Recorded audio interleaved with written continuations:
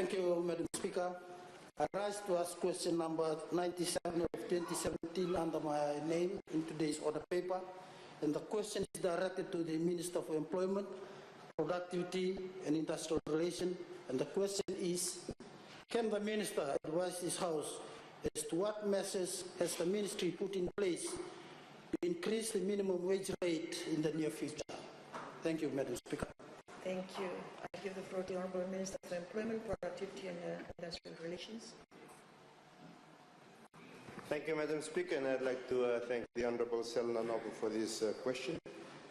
I think, first of all, I'd just like to point out that the national minimum wage and the requirement that we have a national minimum wage was something that came out in the Constitution of 2013, Section 33 of that Constitution. So this is something that this government for the first time has put in place. And it's something that is also showing the ideal that this government has to make sure that we look after the most marginalized. So it's, I might say this term, it's unprecedented. So the requirement came up in 2013, and by 2014, the then Bainimarama government had implemented the first national minimum wage of $2 per hour. And then in 2015, this Fiji first government had then put in a revision of $2.32. So not only is the government committed to looking after the most marginalized in our society, those that do not have access to jobs that give them high pay, we are also committed to a constant revision of the national minimum wage. Not only that, within the Ministry of Employment, we also have sectoral wages that have been set aside for different sectors. And this is just apart from the establishment of the minimum wages. I think the question is on measures. Sometimes you get lost, but we know, if we know where we are going, we'll ultimately end up there. And this government knows where it's going. That's something that we need to reassure everybody. So after establishing the national minimum wage in 2014, as I'd mentioned, the government had carried out its review in 2015. And right now, as we're speaking now, on the 21st of April, we have already committed one phase of the review of the current national minimum wage. That was the collection of data from the formal sector and from the informal sector. The data has been compiled. We are now using, we have contracted this work to a Dr. Patha Gangopade, who is a renowned economist at the University of the South Pacific. He is now providing this analysis of the data that has been collected from that survey to review the minimum wages and the wage regulations orders. And we are looking forward to this review being completed by next month. Madam Speaker, so I can reassure the House and I can reassure everybody in this country that whose wages are subject to this national minimum wage. The work is being carried out and this government is committed to making sure that it is completed. Thank you, Madam Speaker. Thank you, Madam Speaker, for this explanation given by the Honourable Minister. A supplementary question, Madam Speaker. Supplementary question. Can the Honourable Minister advise this August House if the mechanism of working out the minimum wage rate, which will be finalized shortly, will also apply to all other different sectors within our economy? Thank you, Madam Speaker. Thank you, Honourable Minister. Thank you, Madam Speaker. The national minimum wage is intended for unskilled people who do not have any agreement within their employer that guides their employment. Do they have any national mechanism that outlines what their wages should be? We currently have, and in my hands here I have the chart of the wage regulation orders. These wage regulation orders, they sit above the national minimum wage, and they articulate the minimum conditions that anybody can have within different sectors. These include the printing trade, the wholesale and retail trade, the hotel and catering trade, garment industry, sawmilling and logging industry, road transport, building and civil, electrical engineering trade, manufacturing industry, mining and quarrying industry, and the security services. So in all of these sectors, if you are not bound by a collective agreement, this wage regulation orders will set the minimum by which you can be paid. And it includes things on rates of pay. It also includes things in relation to overtime, sick leave, annual leave, meal allowance, subsistence allowance. All of these issues are covered for these different sectors. But over and above that, if there are people who fall outside the scope of these 10 different sectors, then they are captured by the national minimum wage. So the national minimum wage is the smallest amount that any person in Fiji can be paid. And that is what we are reviewing at the moment, Madam Speaker. Thank you. Honorable Vivian Prasad. Madam Speaker, ridiculous as it may be, $2.32, can the Minister assure the House that even that $2.32 is being adhered to by employers around the country? Because there are employers, Madam Speaker, who pay less than $2.32. Thank you. Honorable Minister. Yes, Madam Speaker, the minimum wages have been put in place. We do have people within the ministry whose job is to try to ensure compliance. And I think one of the basic tenets of employment relations and industrial relations is that the responsibility for making sure that people are paid their due wage is something that government will try to look after, to try to follow up, but at the same time, individual employers must take that responsibility amongst themselves to make sure that they do pay. And when we're talking about the national minimum wage here for unskilled workers, we're also talking about your babysitters at home. And we're talking about the person that cleans up in the market. We're talking about the people that weeds your cassava patch. So everybody who employs anybody that's unskilled, we also ourselves must take responsibility for making sure that they are getting paid.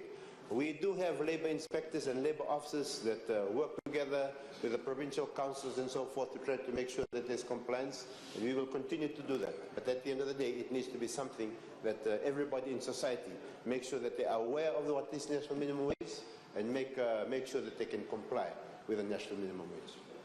Thank you. Honorable Michael. Thank you, Madam Speaker. I thank the Honourable Minister for his response.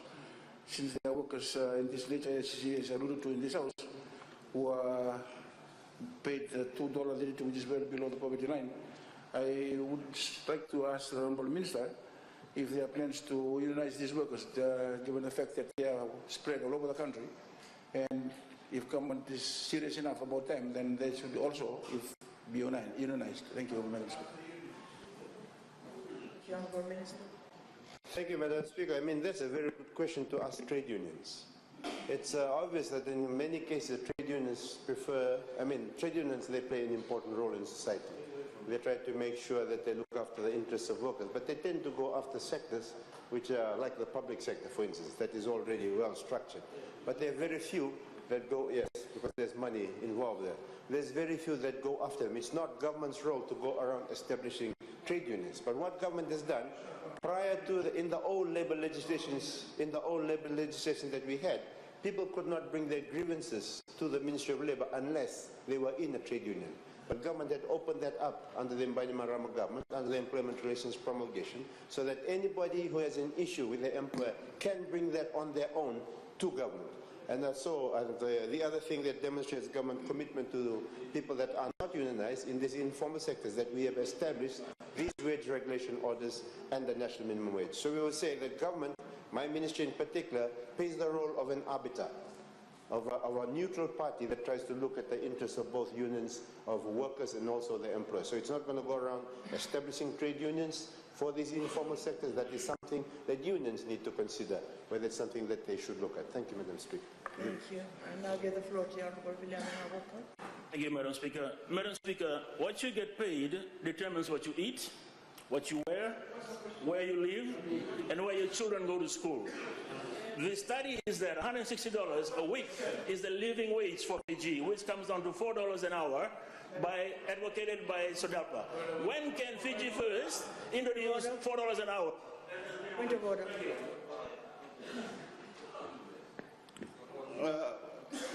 The opposition should be reminded not to make a statement during question. Come up with a question, please. Don't waste our time. Thank you. The question has been asked. Madam Chair, we were given 1 minute as background to a question. We were given 1 minute as background to a question. And this is what you provide, background and then a question. Please, can we all remember that? Thank you. Now give the floor to the Honourable Minister. Thank you, Chair. I'd just like to remind the members of the Honourable Opposition, there's a difference to background and making a statement.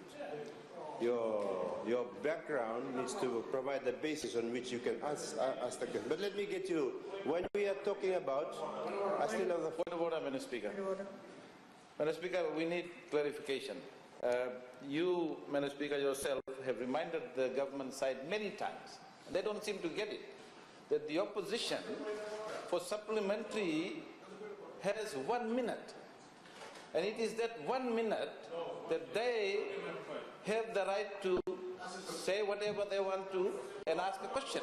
And if they're not able to ask a question by giving a background within a 1 minute, then you rule on it. But they have 1 minute and they don't seem to understand that. We have 1 minute for supplementary. Thank you. They don't get it. I think you don't get it, Honourable Member, because the 1 minute is really, as the Minister had mentioned, it has to be background to the question that has come, and not outside of that background, which is the case that happened. Anyway, Honourable, excuse me, is that a point of order? Might I just, for purposes of Is that a point information... of order, sorry? Yes, it is, Madam Speaker. Thank you. Might I just remind the House, Madam Speaker, there is a specific provision within the standing orders which relates to questions. Honourable Viman Prasad keeps saying that we have 1 minute to ask a question. That is exactly it. 1 minute to ask a question, Madam Speaker.